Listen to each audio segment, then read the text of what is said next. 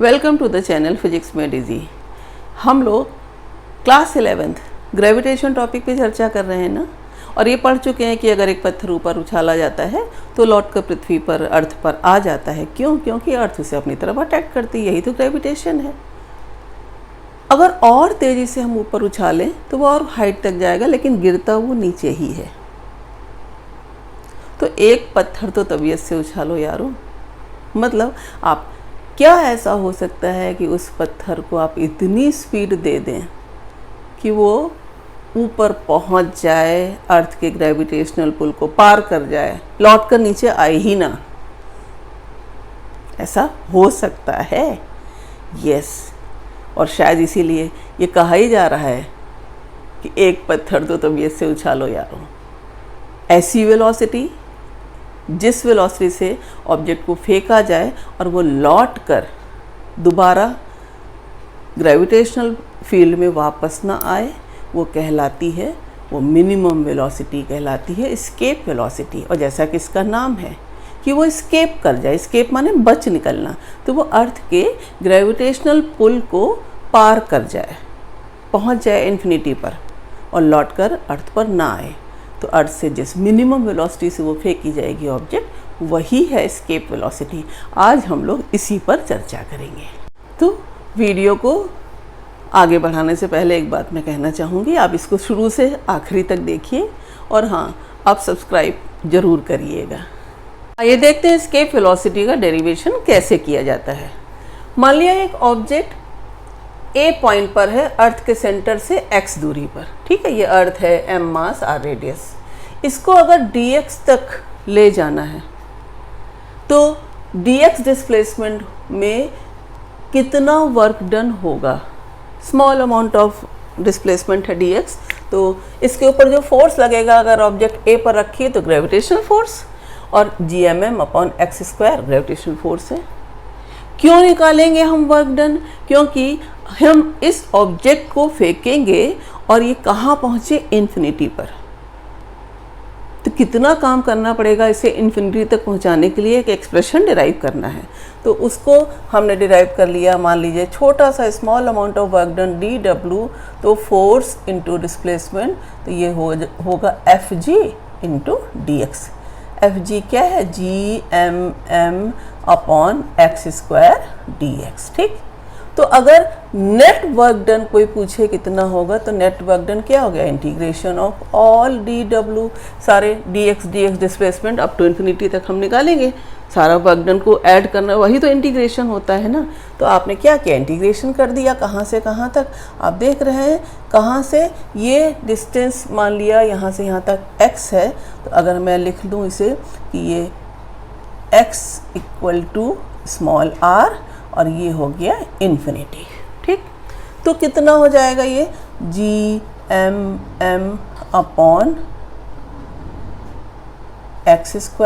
dx। आपको पता है 1/x² dx बहुत बार यूज़ कर चुके हैं, इंटीग्रेशन -1/x। यहाँ पर ये क्या आ जाएगा?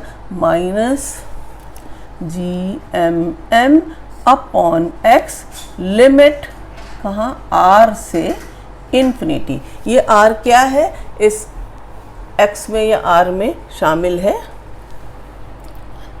हाइट प्लस रेडियस, है ना। तो ये r है, h प्लस r। इससे हमारे पास देखिए क्या आ जाएगा एक्सप्रेशन, ये gmm/इन्फिनिटी और माइनस, फिर माइनस, तो ये प्लस हो जाएगा, तो कितना हो जाएगा? gmm/r। अब ये वर्क डन अगर ऑब्जेक्ट पे किया जाए, कहाँ से? ए से कहाँ पहुँचाने के लिए? उसे इन्फिनिटी। तो यही वर्क डन उसकी काइनेटिक एनर्जी में चेंज करेगा ना। आपने पढ़ा है वर्क एनर्जी। तो अब ये work done change in kinetic energy के बराबर होगा, तो हम क्या लिख सकते हैं कि अगर ऑब्जेक्ट उस मिनिमम वेलोसिटी vi से यहाँ से चलेगा, तो अगर वो मिनिमम वेलोसिटी में v लिख दूं, तो यही vi या ve लिख दूं एस्केप के लिए ve सिंबल, तो किसके बराबर हो जाएगा? इसी टोटल वर्क डन, जो काइनेटिक एनर्जी है वो कहाँ से मिलेगी? इसी टोटल वर्क डन से। इसी काइनेटिक एनर्जी से वो ए पॉइंट से चल के इन्फिनिटी तक पहुंचेगा। ठीक, तो हम इससे क्या निकाल सकते हैं? देखिए m और m कैंसिल, तो ये वी ई किसके बराबर हो जाएगा? ये 2 इधर आएगा और क्या हो जाएगा? 2gm upon r। और अगर हम उसको प्रोजेक्ट करें ऑब्जेक्ट को जो m मास की अर्थ की सरफेस से, h इक्वल टू 0, यानी कि कहाँ से छोड़ें? फ्रॉम सरफेस ऑफ अर्थ से। Object is projected from earth surface. ठीक, तब क्या हो जाएगा? जो ये h 0 हो जाएगा, तब वी ई किसके बराबर हो जाएगी? ये वी ई अंडर रूट में आएगा, तो किसके बराबर हो जाएगा? Under root twice G M upon R, है ना। ये यहाँ पे जो था ये किसके बराबर था? √2gm upon r plus h। उसी में अगर h 0 हो, सरफेस से छोड़ी जा रही, तो ये वी ई। तो अर्थ की सरफेस से जो वेलोसिटी, जो मिनिमम वेलोसिटी ऑब्जेक्ट की हो जिससे वो छोड़ी जाए तो अर्थ की ग्रेविटेशनल पुल को पार करके इन्फिनिटी पे पहुंच जाए, उसका ये एक्सप्रेशन है। और ये एक्सप्रेशन किसी भी प्लेनेट के लिए ट्रू है। प्लेनेट का मास और उसकी रेडियस रखेंगे। अर्थ के लिए तो अर्थ का मास और अर्थ की रेडियस। हाँ, अर्थ के लिए हम और ये जानते हैं कि अर्थ की सरफेस पर gm किसके बराबर होता है? g(r²) के। अगर हम उसको यहाँ रख देंगे तो r² से एक r कैंसिल हो जाएगा, तो ये किसके बराबर हो जाएगा?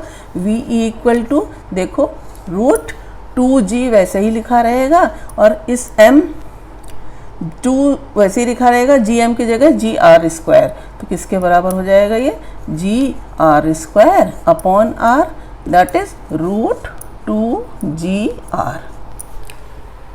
क्या होती है इसकी वैल्यू? अगर इसकी वैल्यू हम मास और रेडियस ऑफ अर्थ और g की वैल्यू रखें, या अर्थ की सरफेस पर g की वैल्यू रख लें, कितनी होती है अर्थ की सरफेस पर g की वैल्यू?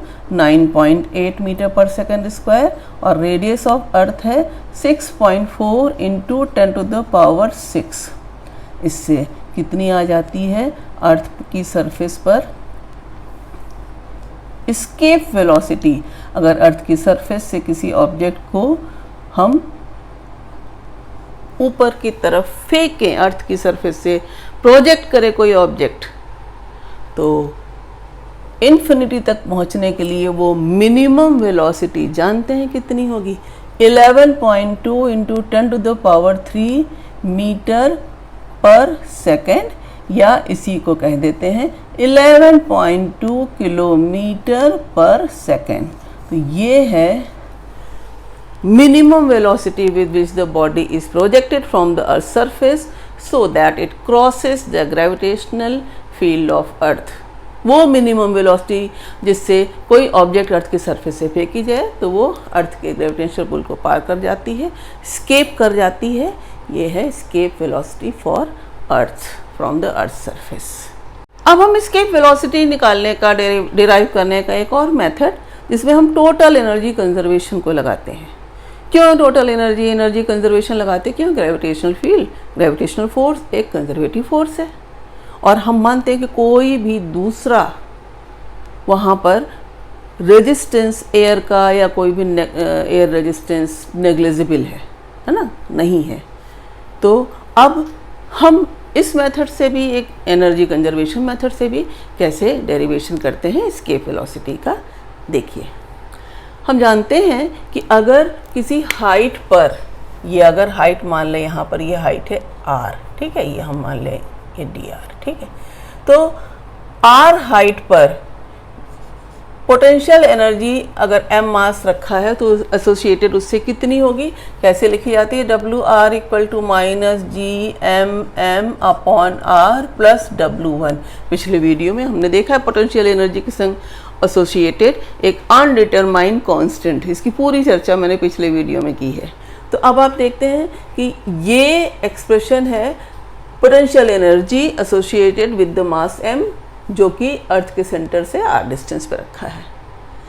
इसी एक्सप्रेशन में ये W1 जो है ये कांस्टेंट है। हाँ, at r equal to infinity हम क्या लिख सकते हैं, WR equal to infinity equal to this W1, यानी कि ये जो W1 है ये इन्फिनिटी पर पोटेंशियल एनर्जी हो गई है ना।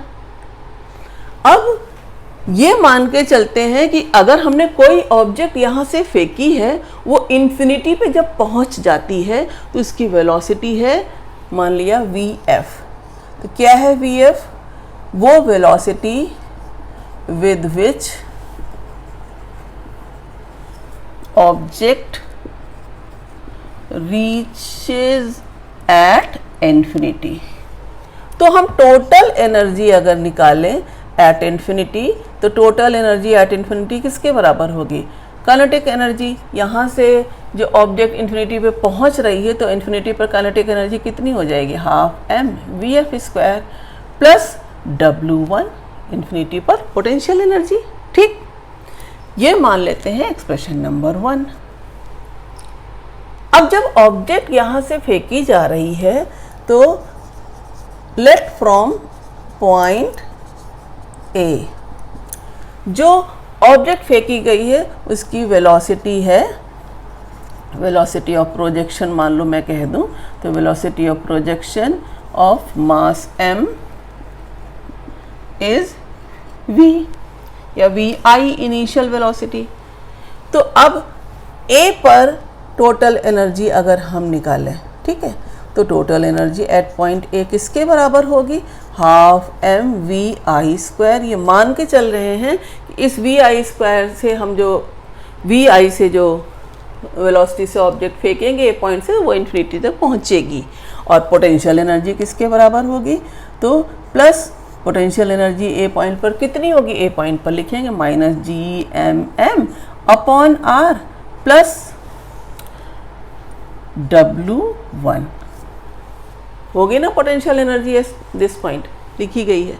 तो अब अगर हम ये टोटल एनर्जी कंजर्वेशन है, यहाँ पर कोई भी फ्रिक्शनल फोर्स नहीं है, ग्रेविटेशनल फोर्स कंजर्वेटिव फोर्स है, तो फ्रॉम एनर्जी कंजर्वेशन हम क्या लिख सकते हैं, एनर्जी कंजर्वेशन ये बताता है question number 1 total energy at infinity और total energy at any point, यहाँ पर पॉइंट A दोनों सेम होंगे, है ना।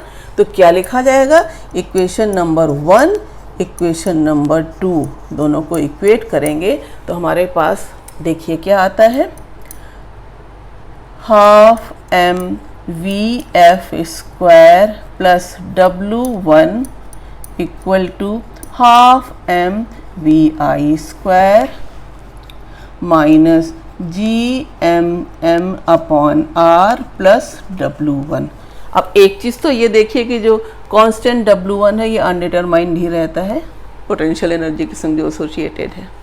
दूसरी चीज़ आप देखिए कि m स्मॉल m कैंसिल होगा, तो आपके पास एक्सप्रेशन क्या बचेगा, half VF square equal to half VI square minus GM upon R। इस एक्सप्रेशन में देखो LHS जो है ये क्या है, LHS की पॉजिटिव है, ये पूरी वैल्यू इसकी क्या है, पॉजिटिव, तो RHS भी पॉजिटिव होना चाहिए और पॉजिटिव की मिनिमम वैल्यू क्या होती है, 0।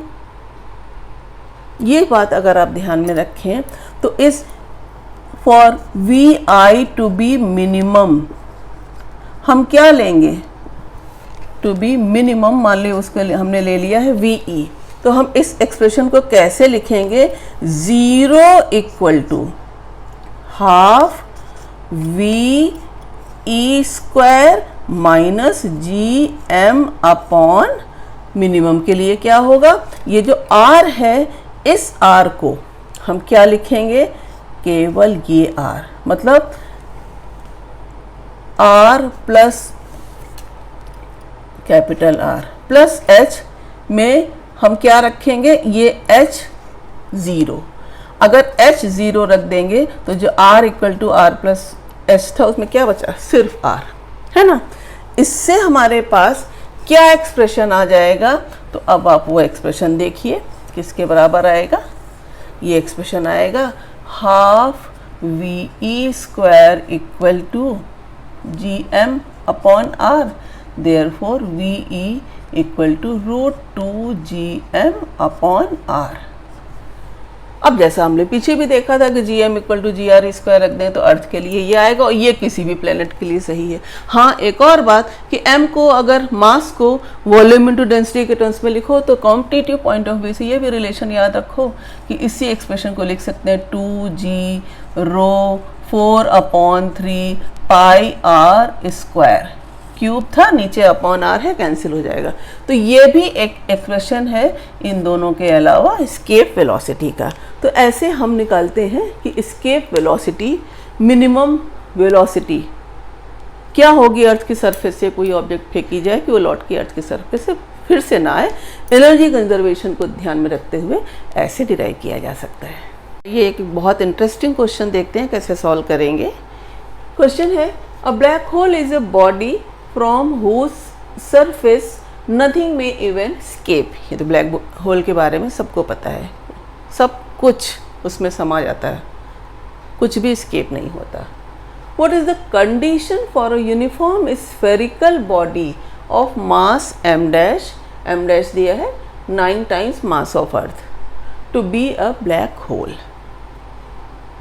है ना इंटरेस्टिंग क्वेश्चन। बस कैसे लगाएंगे, अगर आपको एस्केप वेलोसिटी के लिए ये पता है कि हमने एक्सप्रेशन जो डिराइव किए हैं उसमें ये देखा है कि मिनिमम वेलोसिटी जिससे कोई ऑब्जेक्ट अगर प्रोजेक्ट की जाती है वो एस्केप वेलोसिटी है कि वो लौट के दोबारा नहीं आती। यहाँ पर हमने देखा कि जो किसी भी प्लैनेट के लिए जो एस्केप वेलोसिटी का फॉर्मूला था वो √2GM अपॉन R उसकी डिस्टेंस फ्रॉम द प्लैनेट थी सरफेस। तो अब यहाँ पर अगर हम escape velocity for a planet के लिए देखते हैं तो ये उस प्लैनेट का, जैसे अर्थ है तो अर्थ का मास है, अर्थ की रेडियस है। ठीक इसी तरीके से अगर ये उस स्फेरिकल बॉडी की बात कर रहे हैं जिसका मास है m डैश, यहाँ पर m डैश कर दिया, लेकिन वो ऐसी बॉडी हो जिससे कुछ भी स्केप ना हो। तो हमें पता है कोई भी ऑब्जेक्ट हो, कोई भी पार्टिकल हो, उसकी वेलोसिटी स्पीड ऑफ लाइट से तो ज़्यादा नहीं हो सकती ना। तो यहाँ पर जो अपर लिमिट होगी वो हम कैसे निकालेंगे, जो ये एस्केप वेलोसिटी के लिए हम यहाँ पर VE लिख रहे हैं, इसकी अपर लिमिट हम कैसे लिख सकते हैं, लेस देन और इक्वल टू C। तो हम इसी एक्सप्रेशन को ध्यान में रखते हुए बस अब सॉल्व कर लेते हैं कि अगर हम इसका होल स्क्वायर कर दें तो 2G और ये m डैश की जगह इनटू क्या कर दें 9me, ठीक है, मास ऑफ अर्थ, और अपॉन R ये किसके बराबर हो जाएगा C स्क्वायर। यहाँ C क्या है, स्पीड ऑफ लाइट 3 × 10⁸ मीटर पर सेकेंड। ऐसा क्यों किया गया है, क्योंकि कोई भी ऑब्जेक्ट स्पीड ऑफ लाइट से तेज़ी से चल नहीं सकती, तो मैक्सिमम स्पीड हमने रख दी, तभी तो मैक्सिमम स्पीड से चलने वाली ऑब्जेक्ट भी समा जाएगी, वो स्केप नहीं कर पाएगी। अब आपके पास ये एक्सप्रेशन जो आया इससे हम निकाल सकते हैं कि R की वैल्यू क्या आ जाएगी, तो R की वैल्यू आ जाएगी 2 × 9 × GME अपॉन C स्क्वायर।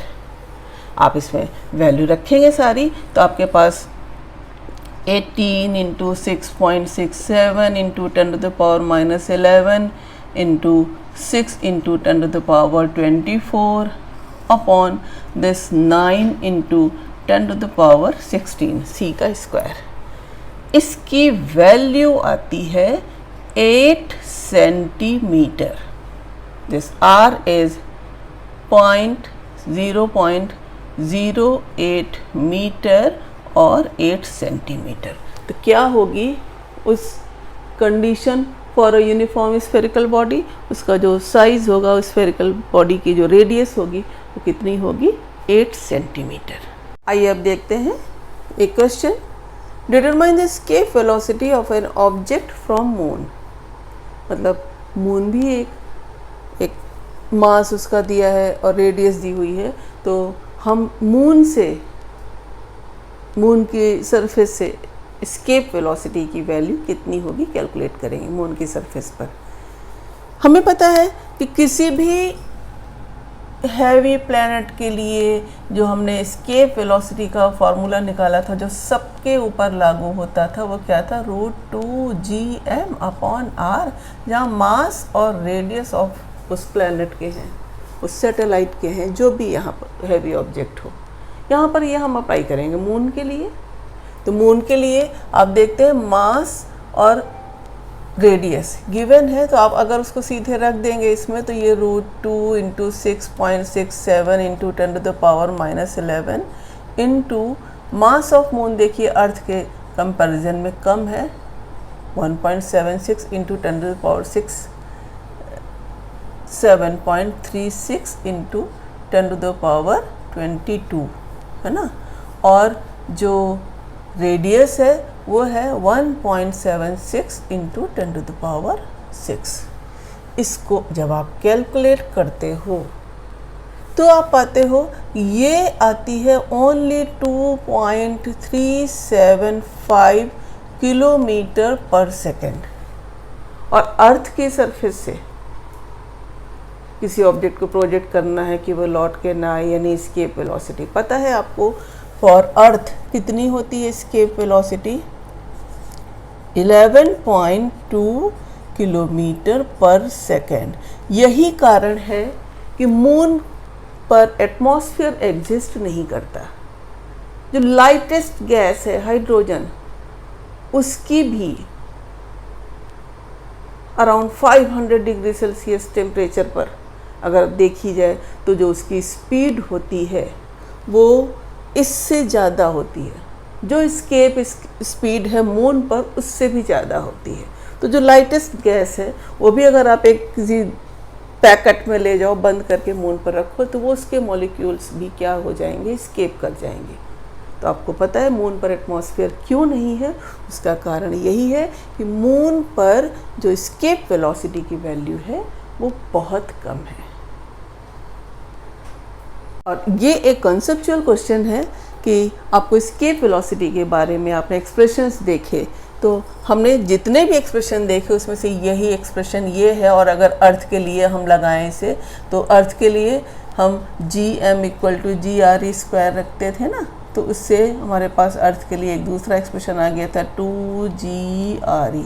इन सारे एक्सप्रेशंस में देखते हैं हम लोग कि मास ऑफ ऑब्जेक्ट और angle with which it is projected, earth की सरफेस पर अगर अर्थ की बात करूं तो कहाँ से प्रोजेक्ट किया जा रहा है, इन सब के ऊपर एस्केप वेलोसिटी डिपेंड नहीं करती। कहाँ पर डिपेंड करती है, इन ऑप्शंस में आप बताइएगा। Does the escape velocity of a body from the earth depend on, number 1 mass of the body, नहीं करती, आपने देखा। फिर location from where it is projected, नहीं करती। आप अर्थ की सरफेस से चाहे जहाँ छोड़ो, अर्थ की सरफेस अगर ये अर्थ है तो आप इसको ऑब्जेक्ट को इधर आप किसी भी डायरेक्शन में अगर आप फेंकते हैं तो अर्थ की सरफेस से ये सारे वर्टिकली चाहे जिधर आप फेंकते हैं तो वो लोकेशन के ऊपर डिपेंड नहीं करती। एस्केप करना है उसे, बस उसकी स्पीड आपको 11.2 किलोमीटर पर सेकेंड देनी होगी, चाहे ऑब्जेक्ट बड़ी हो या छोटी हो, उसका मास चाहे जितना हो। फिर द डायरेक्शन ऑफ प्रोजेक्शन, अब किसी भी एंगल पे फेंकें तब भी उसकी एस्केप वेलोसिटी पे कोई फ़र्क नहीं पड़ता, उसको एस्केप होना इन्फिनिटी अर्थ के चारों तरफ, चाहे जिस डायरेक्शन में जाए ऑब्जेक्ट से, ऑब्जेक्ट जो फेंकी जा रही है वो चाहे जिस डायरेक्शन फेंकी जाए। D point, the height of the location from where the body is launched. मतलब क्या हुआ कि अर्थ की सरफेस से तो ये तीनों पॉइंट लागू हो रहे हैं ना, किधर भी फेंको, किसी भी मास के ऑब्जेक्ट को फेंको, है ना, किसी भी लोकेशन से फेंको सरफेस से। हाँ, सरफेस से अगर आप ऊपर हैं, तभी हम लोग पीछे क्वेश्चन देख चुके हैं कि अगर सरफेस से किसी हाइट पर जाकर तब आप ऑब्जेक्ट को फेंकते हो तो एस्केप वेलोसिटी उतनी नहीं होती, बदल जाती है। इसलिए केवल किसके ऊपर डिपेंड करती है, डी पर। इनके ऊपर ए बी सी पर डिपेंड नहीं करती है escape velocity of a body from the अर्थ। आइए अब देखते हैं ये क्वेश्चन जेईई एडवांस से पूछा गया 2017 में।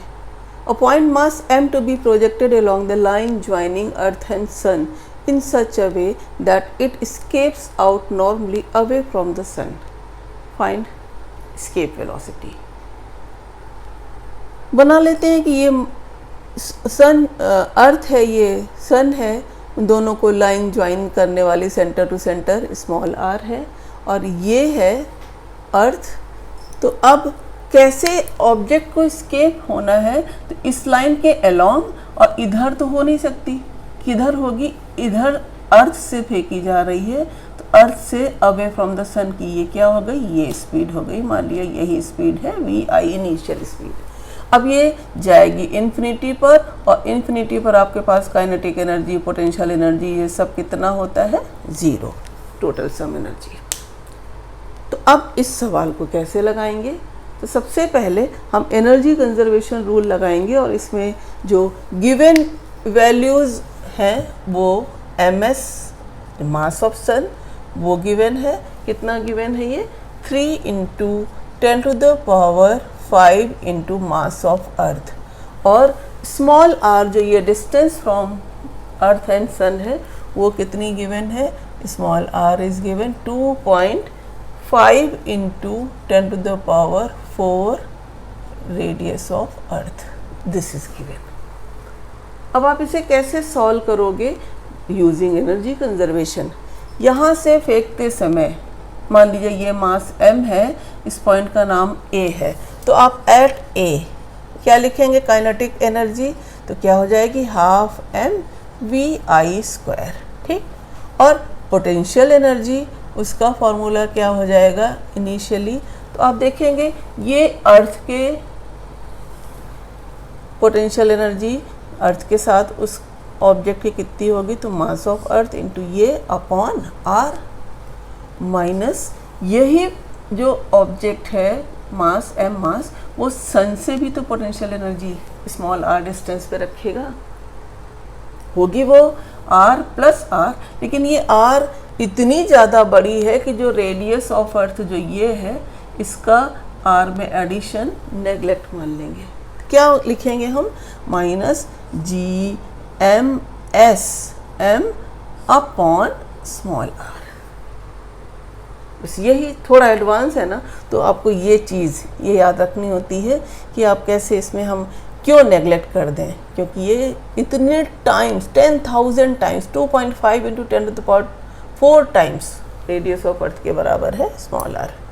तो अब टोटल एनर्जी क्या हो जाएगी, तो टोटल एनर्जी हमारे पास कितनी हो जाएगी, 12 mvi² प्लस ये माइनस में जो पूरा एक्सप्रेशन है यही पूरा लिखा जाएगा, G M E M upon R minus G M S M upon small R this. और ये टोटल एनर्जी इन्फिनिटी पर कितनी है, ज़ीरो, तो एनर्जी कंजर्वेशन से आपने ये रखा।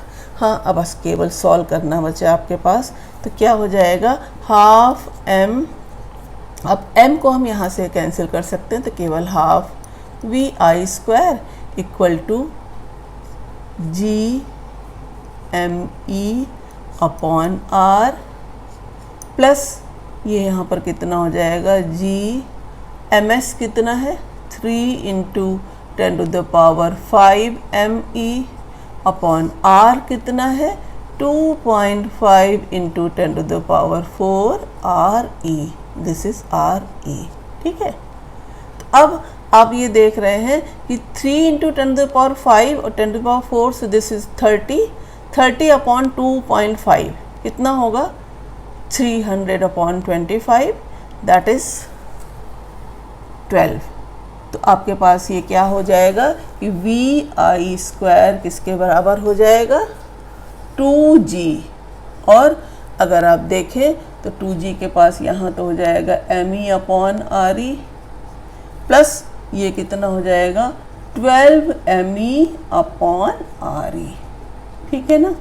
इससे vi की वैल्यू कितनी आ जाएगी 2g × 13 me/RE। अब आपको पता है क्या कैसे सॉल्व करते हैं, यही तो ट्रिक्स है कि ये आप डायरेक्ट लगा देते हैं कि जो ये VI हो जाएगा ये पूरा अंडर रूट में हो जाएगा, तो VI आपके पास आ जाएगा √26 इंटू GME/RE। ठीक, अब आपको पता है कि एस्केप वेलोसिटी जो होती है वो कितनी होती है, √2GM/R अर्थ के लिए होती है, और इसकी वैल्यू आपको याद है 11.2। बस आपका आंसर आ गया, √13 into 11.2, this is approximately 42 kilometre पर सेकेंड। तो बस आपको कैसे सवाल लगाना होता है ये आपके सामने है।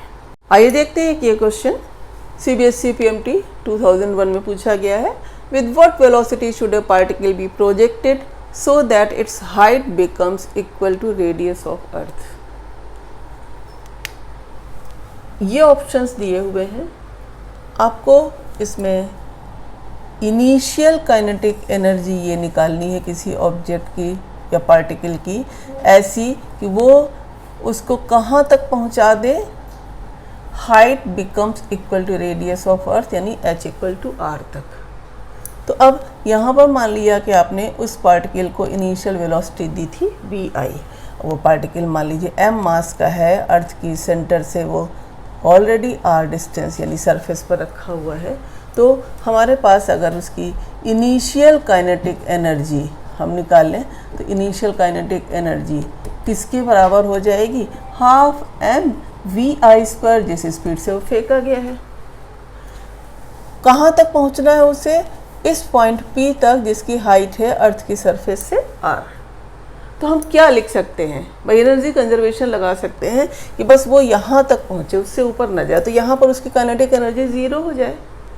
तो इसका मतलब क्या हो गया कि अगर हम initial total energy equal to final total energy इस पॉइंट के लिए लगा दें, तो यहाँ पर कितनी है इनिशियल काइनेटिक एनर्जी और इनिशियल पोटेंशियल एनर्जी अगर देखें तो किसके बराबर है, ये -GMM/R। यही तो है, ये अर्थ का मास उसके सेंटर पे रखा हुआ, तो ये देखिए ये हो गई। और एट पॉइंट P वहाँ पर काइनेटिक एनर्जी कितनी हो जाएगी, 0, केवल यही तक जाए, उससे आगे वो नहीं जाए। तो ऑब्जेक्ट कब तक ऊपर जाती, जब तक उसकी वेलोसिटी काइनेटिक एनर्जी 0 नहीं हो जाती। तो final at point P kinetic energy 0 और पोटेंशियल एनर्जी का क्या हो जाएगा एक्सप्रेशन, -GMM/2R हो जाएगा, क्योंकि ये R और ये R क्या बना देगा, 2R। बस एनर्जी कंजर्वेशन से आप इसको लगा सकते हैं। तो क्या लिखेंगे, ½ mv² -GMM/R, ये इक्वल टू कितना हो जाएगा, 0 -GMM/2R। इससे आप किस वेलोसिटी से फेंका जाए वो आप निकाल सकते हैं। ये m कैंसिल हो जाएगा और आपके पास ये इधर जाके प्लस में हो जाएगा, तो कितना हो जाएगा, ½ VI² इक्वल टू GM/2R। देखिए GM इधर जाके GM/2R है, तो माइनस में इतना बचेगा, 2 और 2 भी कैंसिल हो गया। बस आपके पास VI की वैल्यू आ गई √GM/R। इससे आप देख रहे हैं कि VI अगर √GM/R आया है तो क्या मतलब हुआ कि जो एक्सप्रेशन है वो GM/R अंडर रूट, यानी कि एक्सप्रेशन नंबर A जो है पार्ट A वो करेक्ट है। तो इस तरीके से आपने ये सवाल सॉल्व किया। आज हमने देखा कि एस्केप वेलोसिटी क्या है, इसे हम कैसे कैसे किन वर्क डन से या एनर्जी कंजर्वेशन से, दोनों मेथड से कैसे डिराइव कर सकते हैं, और किसी भी प्लैनेट के लिए एस्केप वेलोसिटी का फार्मूला क्या होगा, स्पेशली अर्थ के लिए क्या होगा, मून पे एटमॉस्फेयर क्यों नहीं है, मून की एस्केप वेलोसिटी कितनी है, और कई सारे कंसेप्चुअल क्वेश्चन देखे। उम्मीद करती हूँ आपको वीडियो ज़रूर पसंद आएगा। Thank you.